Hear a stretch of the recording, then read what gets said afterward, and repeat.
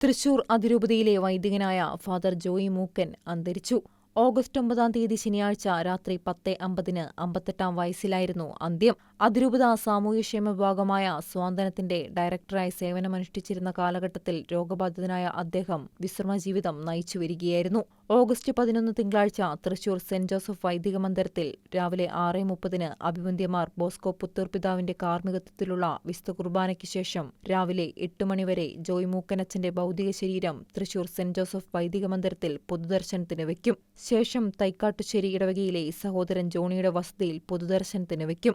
ഉച്ചകഴിഞ്ഞ് 2:30 അഭിവന്ദ്യമാർ ടോണി നീലങ്കാവിൽ പിതാവിന്റെ കാർമ്മികത്വത്തിൽ മൃതസംസ്കാര ശുശ്രൂഷകൾ വീട്ടിൽ നിന്ന് ആരംഭിക്കും. തുടർന്ന് തൈക്കാട്ടുശ്ശേരി സെന്റ് പോൾ ഇടവക ദേവാലയത്തിലേക്ക് ഭൗതിക ശരീരം സംവഹിക്കും.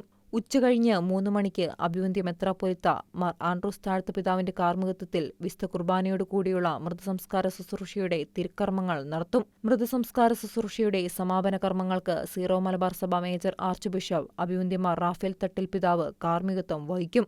വേലൂപ്പാടം ഇടവകയിൽ സഹവികാരിയായാണ് ജോയ് മൂക്കനച്ചന്റെ പൗരോഹിത്യ ശുശ്രൂഷയുടെ ആരംഭം. ചിയ്യാരം സേവനാലയം, ഏങ്ങണ്ടിയൂർ, പെരിങ്ങോട്ടുകര, മുല്ലശ്ശേരി എന്നീ ഇടവകളിൽ വികാരിയായി സേവനം ചെയ്തു. ചൈതന്യ കൗൺസിലിംഗ് സെന്റർ, അൾത്താര ബാലസംഘം, ഡാമിയൻ ഇൻസ്റ്റിറ്റ്യൂട്ട് എന്നിവയുടെ ഡയറക്ടർ, അതിരൂപത ഫിനാൻസ് ഓഫീസർ, അതിരൂപത സാമൂഹ്യക്ഷേമ വിഭാഗമായ സ്വാന്തനത്തിന്റെ ഡയറക്ടർ എന്നീ നിലകളിൽ നിസ്തുലമായ സേവനം അനുഷ്ഠിച്ചു.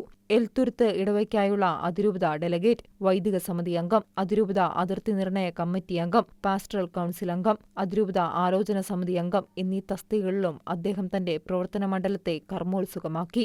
ഗാനരചയിതാവ് കൂടിയായ ഫാദർ ജോയി മൂക്കൻ ഭക്തിഗാന കാസറ്റുകളും പുറത്തിറക്കിയിട്ടുണ്ട്. Shekinah news, Thrissur.